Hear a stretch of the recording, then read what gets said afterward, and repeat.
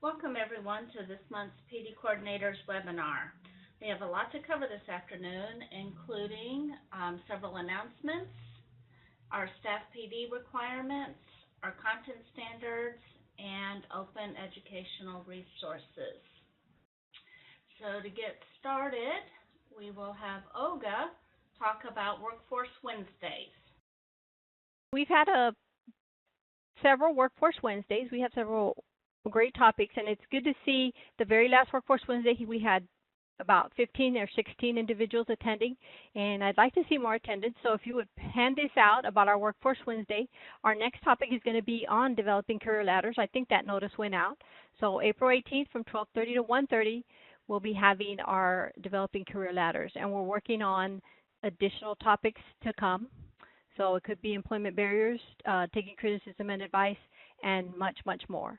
So please encourage your navigators or even your instructors to attend the Workforce Wednesdays, because this gives them an awesome opportunity to incorporate those workplace activities into the classroom. Thank you. And do they go through the portal calendar for that? Oh, yes. Registration is in the PD portal, and what they would do is they would type in the keyword Workforce Wednesdays, and the offering would come up, and they would register there. Okay, very good. Thank you. All right, next is Tracy with Manager Mondays. We're very excited to announce that the first Manager Monday will kick off on Monday, April 23rd from 12 to 1, and the registration is available in the portal. You can also do what Olga just suggested. You can type in Manager Mondays in the search bar, and it will bring up the event and the registration there. We have about 16 folks registered so far, so we're excited about that. And the goal for Manager Mondays is to provide a forum for some TWC recommended managers and administrators to share some of their best practices with everyone else, and then leave some time in the hour for other programs to share. And the first two topics we're going to talk about is building a firm foundation and talking about standard operating procedures, how important they are, giving some ideas about how to do them so that you use them and not just be a piece of paper. And then student files. Both of these ladies, Liz Moy and Nicole Stevens, at their programs have implemented a new filing system which will better support the new period of participation model that we're going to, which is different than the program year model. So TWC loves this filing system that they're using, so they're going to share how they've implemented this and the difference that it's made in their programs. So we hope that you'll join us on Monday, April 23rd. Any managers, supervisors, there may be different titles for leadership in your program. Please sign up and register and join us. Any questions, just put them in the chat pod. I see Reese has a question. Will these count for PD? They look a lot like training, and yes, they will. Deb answered. Good question, though. Thanks. Okay, thank you, Tracy. Uh-huh. All right, next up is Laura Greer, and she is going to talk about PD portal reports and give us a little demonstration. Krista, can you give me the presenter rights? Because I'll share my screen. I can try. I'm working on that. Okay. Okay, here you are. Thank you, Olga. Yay, there we go. Okay. So first off, as we near the end of the program year, we really want to try to give you guys as many tools as possible to help your staff to avoid this big end-of-year rush to get all their PD taken care of. So one thing that we're going to do is we're going to have a live webinar on Monday, April 23rd from 2 o'clock to 3 o'clock, where we're just going to go over some reports and how you guys can use them to identify who has what and who needs what. So I am going to share my screen here, and I'll only take about 2 minutes of your time, I promise. Okay, so you should see my PD portal login page. What I have done over the past 2 weeks or so is I've created transcript reports for each of the programs throughout the state, and I've shared them with each of you. I've shared them with, I believe, the director and the PD coordinator for each group. So to get to these reports from your home page, you'll hover over Reports, click on Custom, and that's going to bring you here. From your custom report page, you're probably going to see a lot, especially if you've had your PD specialist has shared stuff with you, or your TWC folks have shared stuff with you. So what you're going to look for from me is a report that is titled AEL Grantee Transcript Report dash whatever your program name is. And again, it'll say creator Laura Greer. So I think that some of us have reports similar to this that have been shared with us by other people. In this particular instance, you're going to look for the one that I've shared with you.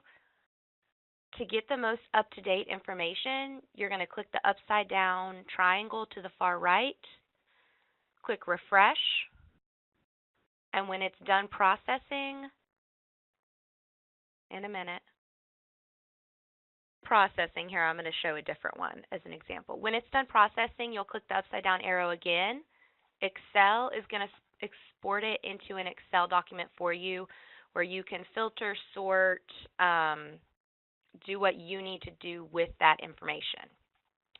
Now, in terms of what you'll see in the Excel document, I kind of want to give y'all the opportunity to go in, take a look at these reports, kind of explore what information is provided, and then when we have the coordinators, the webinar in about a week and a half for reports, bring me your questions and I can help you guys walk through how to look at it in the Excel document. I can help you walk through using it in the PD portal. If you have very specific requests, I can help create additional reports. Whatever I can do to help you guys help your folks get the information. So like I said, we can avoid that end of year rush. I'm here. I'll help however I can. So again, April 23rd, I believe it was 1 o'clock to 2 o'clock. And no, 2 o'clock to 3 o'clock. I'd be happy to help y'all out with reports.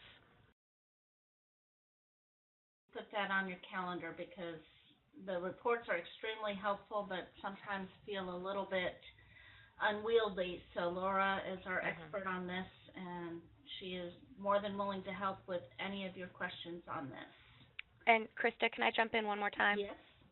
So I forgot to mention, the reports webinar will not be for PD credit. It's going to be technical assistance, and you will join the reports webinar the same as you join the PD coordinator webinars. Okay. Let's see. Kate Brooks asked to walk through the process again to pull that report. You want to do that one more time just very quickly? I can, yeah. Okay. Can I just take it? Can you give me the, there we go. So from your welcome page in the PD portal, hover over reports, and with the drop-down menu, click on custom reports. Depending on how many reports you've created or had shared with you, your menu will look different than mine. But the reports that I've created are titled AEL Grantee Transcript Report. They have a hyphen and then the name of your program. And again, you'll want to look and see the creator is Laura Greer. There, upside down triangle, refresh, processing. You'll do the upside down triangle again, click Excel, and that will export it for you. Did you create a report for sub-providers? Beth, I did for HGAC. I did all of the HGAC sub-recipients. Past that, I did not do sub-providers, but I can if people will send me specific sub-providers that they would like information for. Laura. Yep. You're welcome. Next, another announcement by Olga. Having a stakeholder integration virtual conference, so that means it's going to be via WebEx on May 1st and 2nd. And what we're doing is we are having individuals out in the field, our experts out in the field, talk about their experiences with various stakeholders. And some of the different types of stakeholders are businesses or building partnerships with businesses, apprenticeships, libraries and housing authorities, workforce boards, and also vocational rehabilitation. So some of the program types or the individuals from the different programs that we'll be having present will be community colleges, literacy organizations, nonprofit organizations.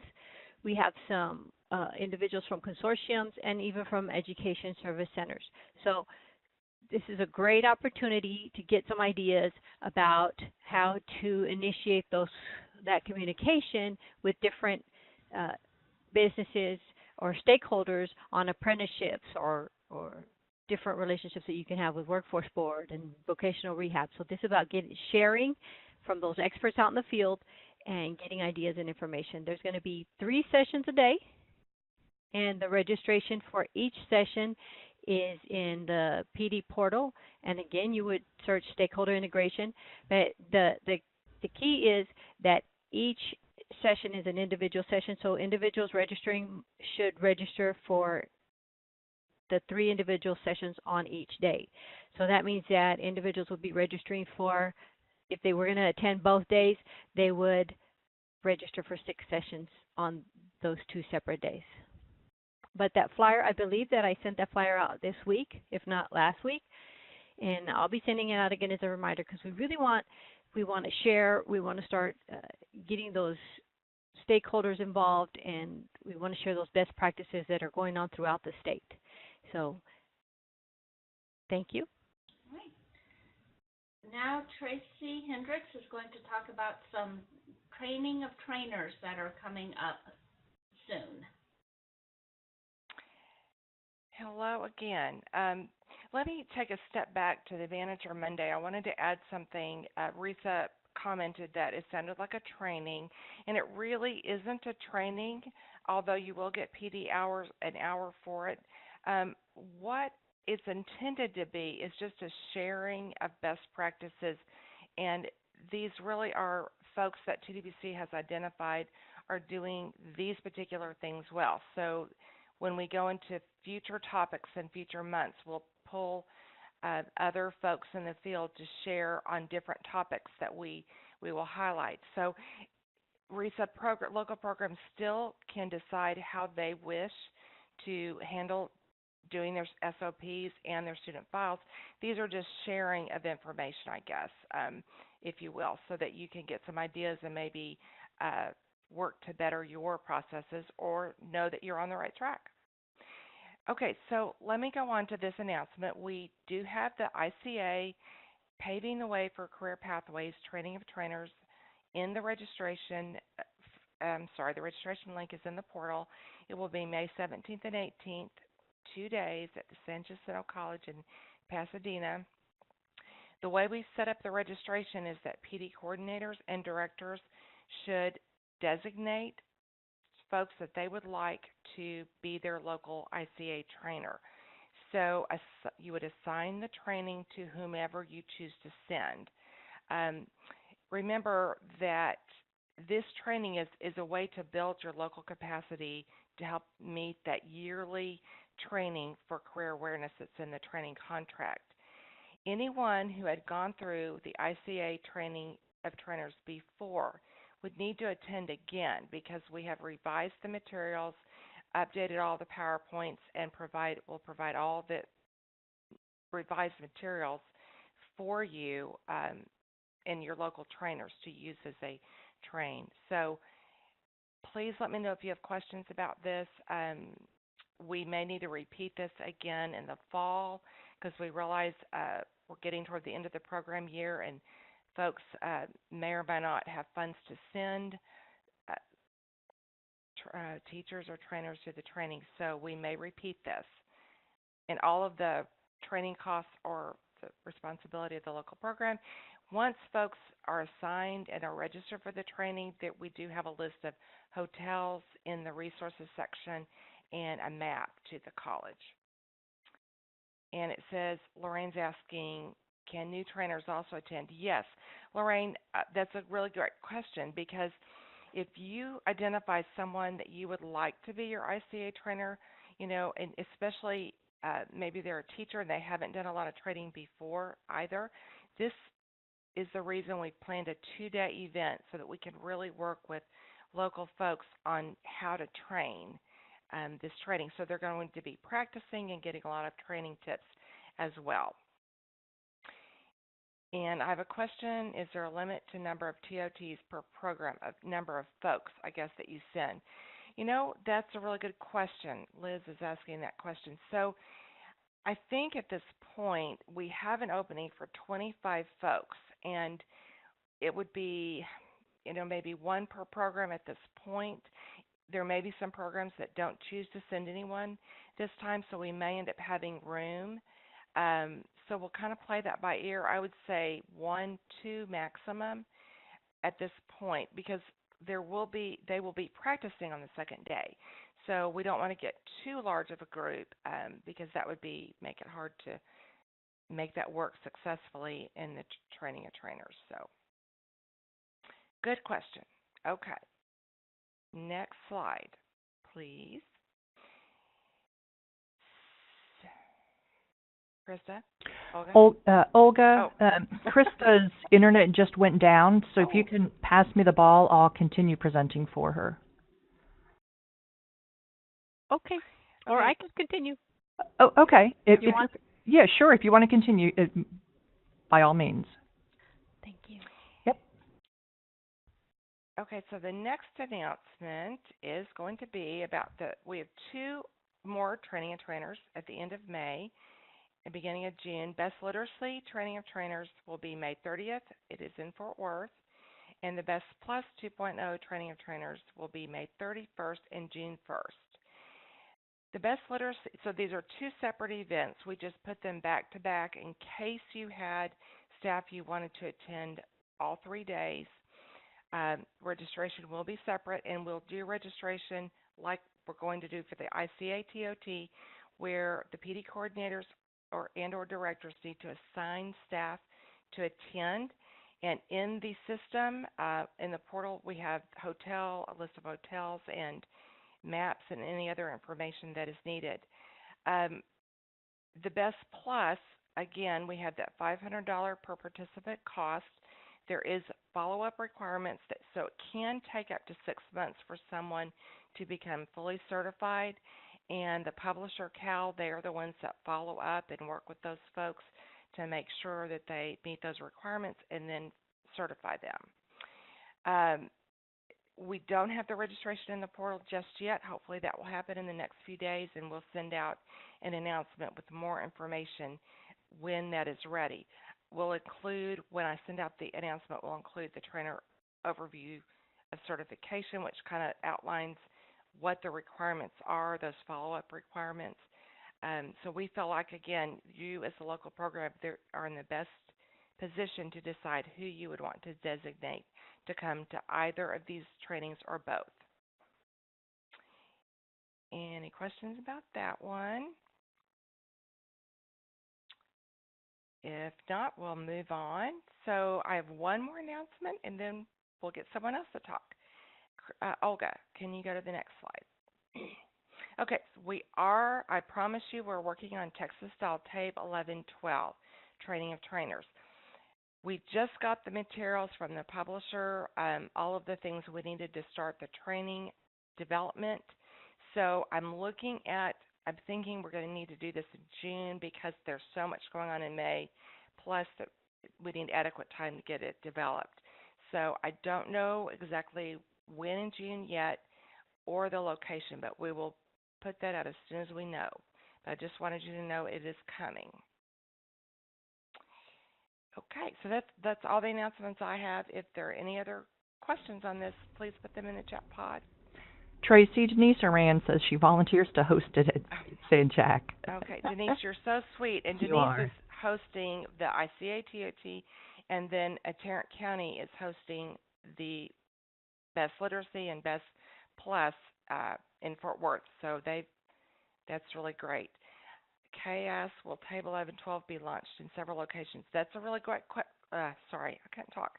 A great question, Kay. We will work on that. I know we probably do need to do it at a couple of locations. And then the other thought with 1112 is we may need to do a couple in June and then maybe hold off and do more in the fall. Programs are still, I believe, going to have the option to use 910. TWC is working on the guidance for the transition, and I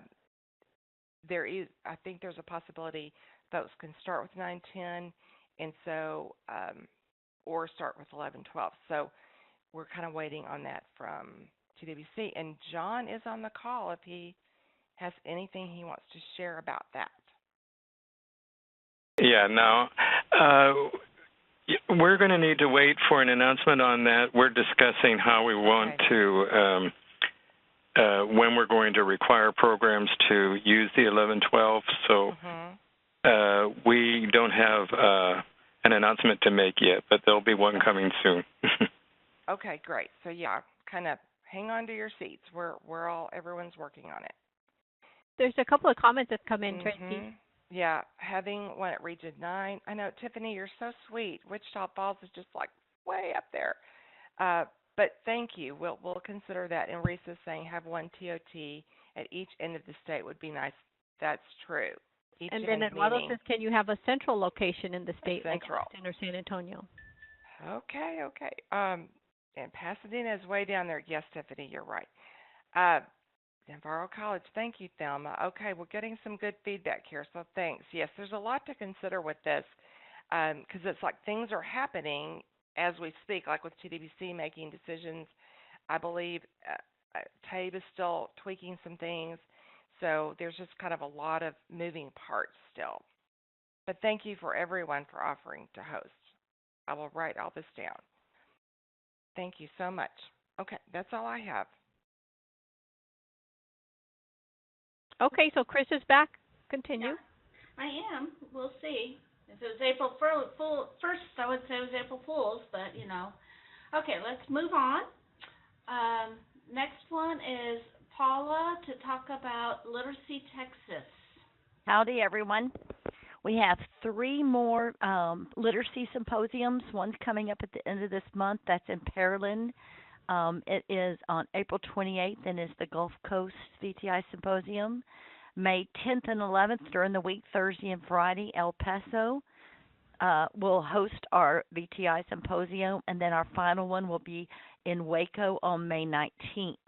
Please encourage any of your nonprofit programs to attend these if they're near their area. Some valuable information at the symposiums.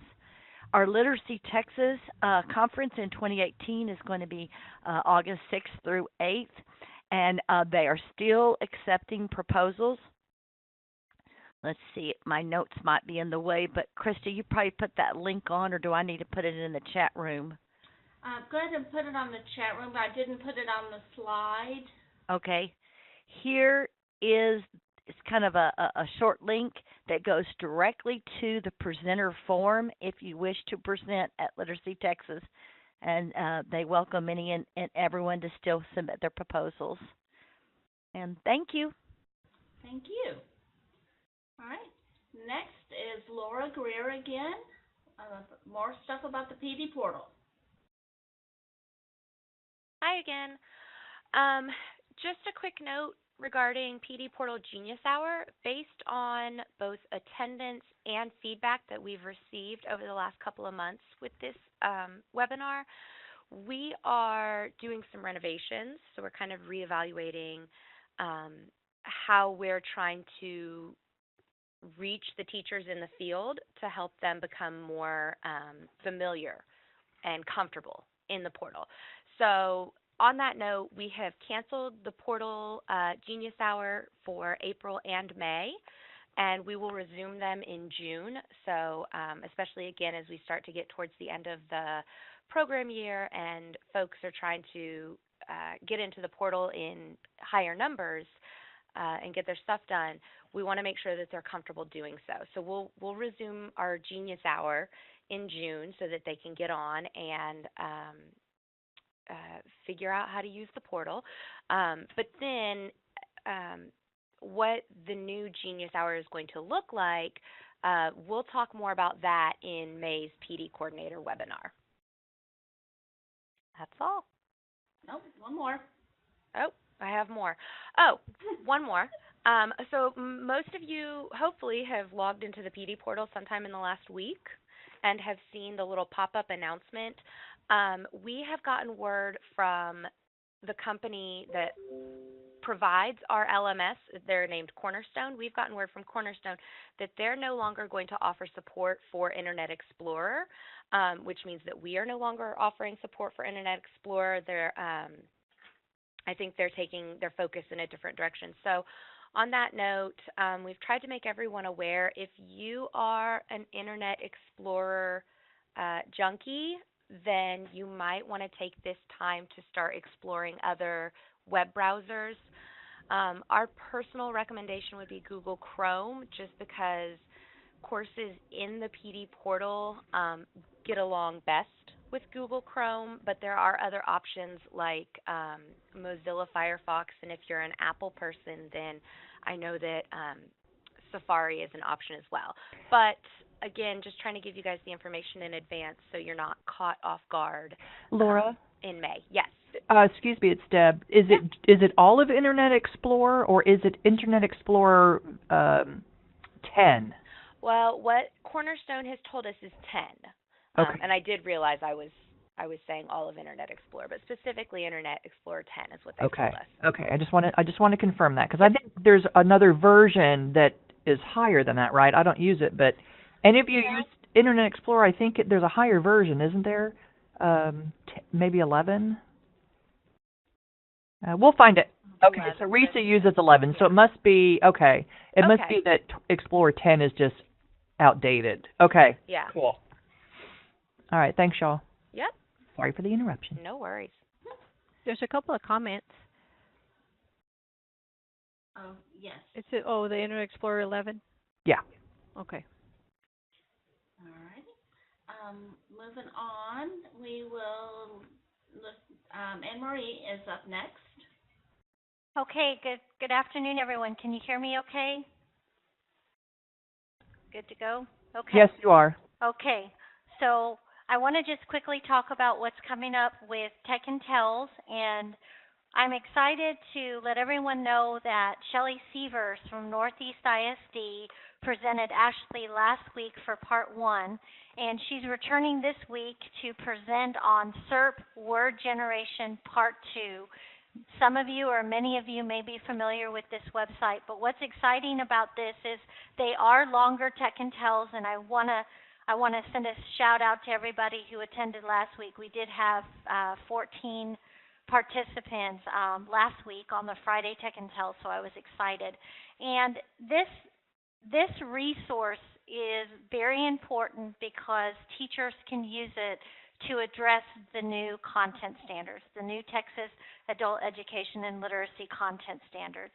And John Stevenson joined us last week, so thank you so much, John. And this week, she's going to be really diving into how to use this resource, and she's going to actually give teachers some lesson plans on how to use the resource and address specific standards. So I'm so excited about this. And so again, when we have part 1 and part 2 in the portal, there will be 3 hours of literacy professional development for this. So I'm excited to have Shelley back. And actually, I will get, let's go back one more. Sorry. That's okay. I'm actually going to be presenting. I'm glad to be back in the end of April. And I'm going to be revisiting one that I've done before, but getting feedback from the field. We're going to look at digital ReadWorks again. And for those of you that may be familiar with this resource, it's another great one for content standards, addressing the content standards, because it looks at reading passages from the first grade reading level all the way through to 12th grade. And, looking at where students reading levels are and being able to differentiate instruction. And there's also a digital component and there's an audio component. So I'll be back for that. So we can go forward. Thank you, Krista. All right. Now, in May, we are also going to revisit another resource, and we're going to be looking at formative. Part 1 and Part 2 is going to be the first 2 weeks in May, and Ashley Winkle from Literacy Council of Tyler is going to be back.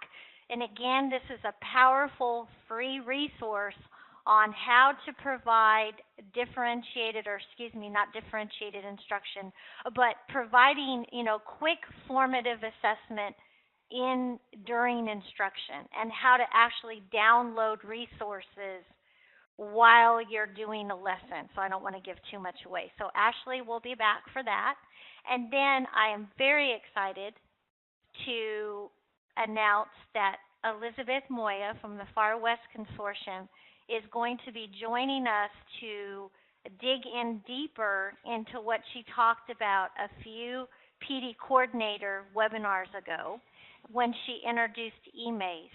And she's going to do a part 1 on what eMaze is in May 17th and 18th. And then she'll be back for part 2 on May 24th or 25th. So remember, it's Thursday night or Friday morning, so the webinar repeats on Friday. So I'm excited to have the Far West Consortium presenting for a Tech and Tell. So thank you. Thank you both to Liz and also to Ashley. So thanks, everybody. All right. Anne-Marie, there was a question. I think it was about your digital ReadWorks. Is this a repeat of a previous Tech and Tell? It is, but I'm going to be expanding it. So I'm going to say yes, and I'm going to say no. I presented on this over a year ago, and I am going to add some new things, and I am going to be looking at the content standards. So it would be worth seeing it again. Thank you. All right. So that was a lot of announcements with webinars, conferences, virtual courses, Tech and Tells. Training of trainers. Does anybody have any questions that there were a have couple not of already questions. asked? There were a couple of questions before. I think there was one about the stakeholder integration virtual conference. They asked how long the sessions were. They are an hour long, so each session will last 1 hour. And there'll be a little break in between. So it's from 1 o'clock to 4:30 if you do all 3 in one afternoon. And then registration is in the PD portal for each session separately. Okay. And then someone had asked for a link to Google Chrome, and that was placed in the chat pod for everyone from Laura Greer. Okay, excellent. And then if you missed the couple of announcements in there, Paula Bauer is our newest PD specialist for our literacy and nonprofit programs, and Beth Ponder has been promoted to associate director. So we just want to give a shout out to both of them, and well-deserved positions for them.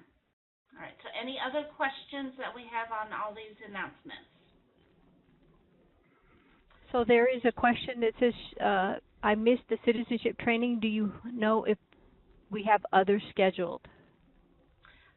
There will be one, we hope, at least 1 or 2 more scheduled probably after the new school year starts.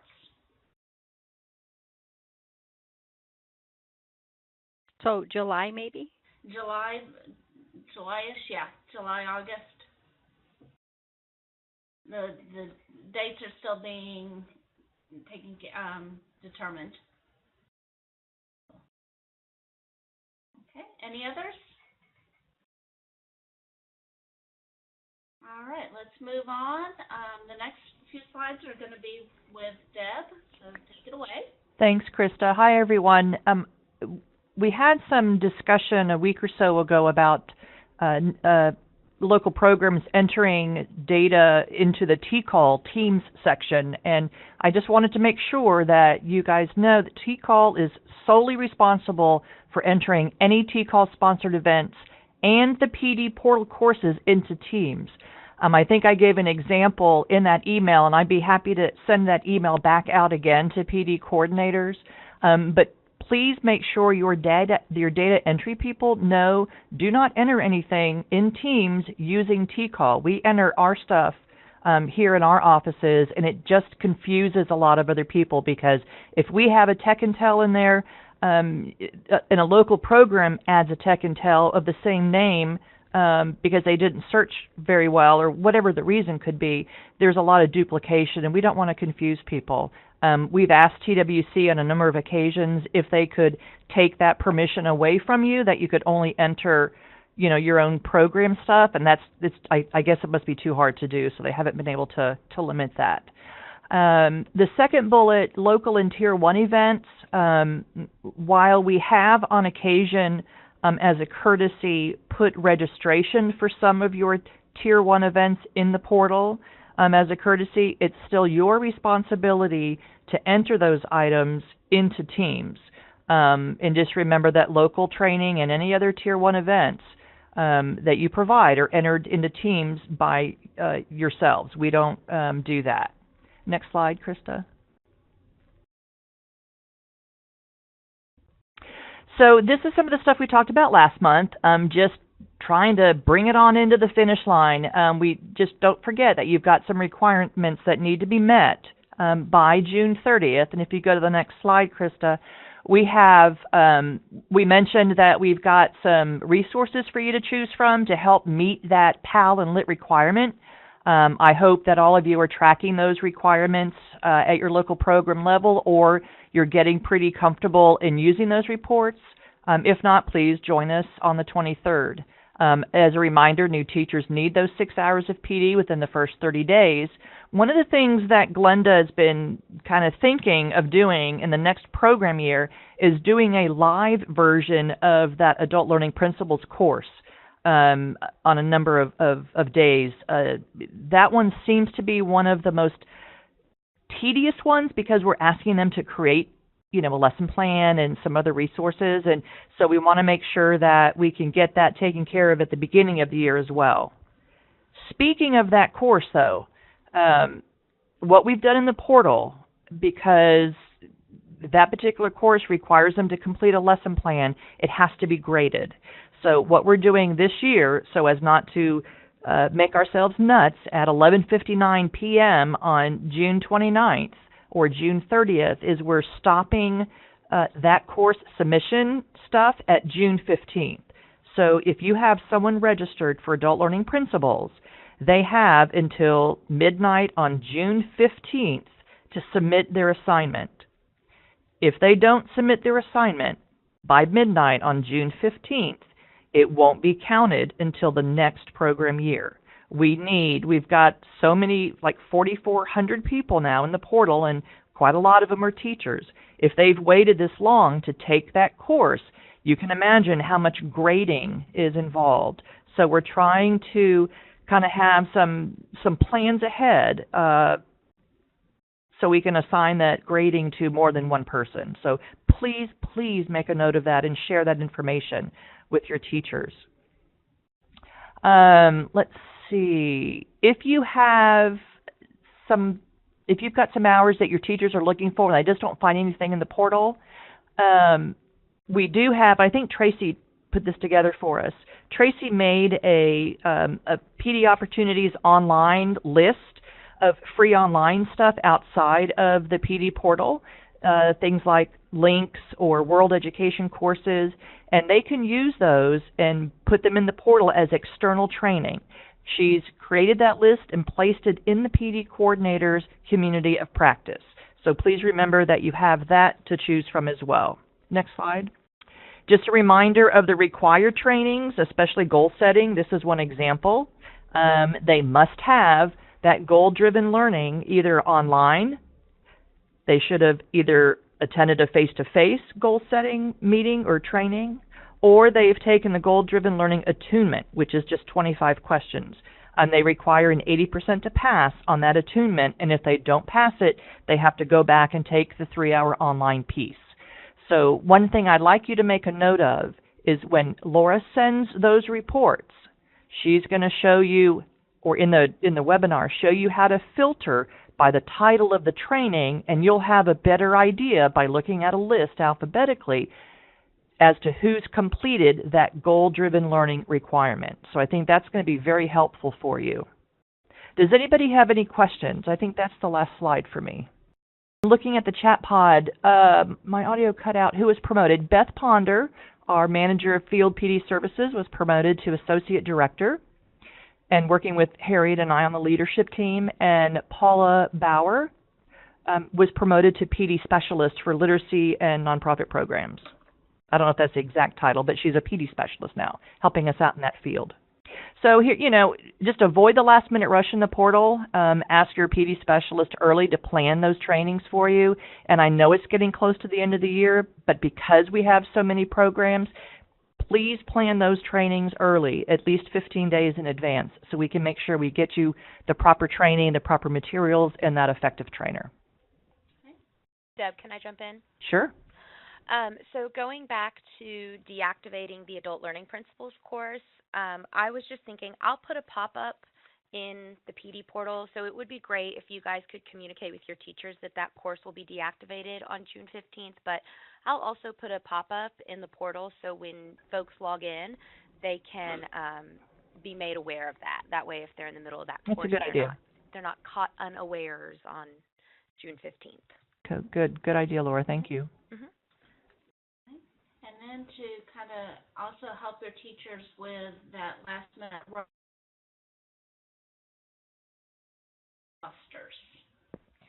Okay, so just to reinforce just what Laura and Deb just talked about, I want to remind everybody of how to think about the Tech and Tells in the PD portal. And we talked about this last year, but I wanted to remind everyone that the Tech and Tells, many of them, well, not many of them, but the ones listed especially, will focus on instructional strategies. So if you have teachers that need to meet that literacy professional development requirement and you want to assign certain trainings, I've listed these out, and I like to call them literacy clusters. And for instance, there was a Tech and Tell done on mind mapping and several free mind mapping apps and downloadable resources that teachers can use. There was a Tech and Tell on building students' vocabulary muscles, again looking at several free resources and strategies for teaching vocabulary that goes very well if your teachers have gone through the HEART training. If your teachers have gone through the Helping Adults Read for Transition training, this is a supplement to what they will have seen in that training. And then our very own Krista Mosier did a Tech and Tell on Let's Calculate and how to use some advanced algebraic apps. And so that's available. Text Evidence was a Tech and Tell that we did on ReadWorks over a year ago, talking about working with text evidence. So you can see that these all work together. And then we also have a wonderful one on the Assessment Strategies and Reading Profiles website that is part of the Links resources. And that gives teachers a bunch of different resources on the 4 components of reading, as well as how to assess students in the 4 components of reading. So I wanted to offer this again, and going forward, as more Tech and Tells make it into the PD portal, we are still trying to get caught up. You will have many, many different ways that you can cluster these Tech and Tells to serve your teacher's needs. So I wanted to remind everybody of that. So any questions on that? I don't see any. Okay. Thank you. There is a question in the chat pod. Thank you, Anne Marie. Oh. Yes.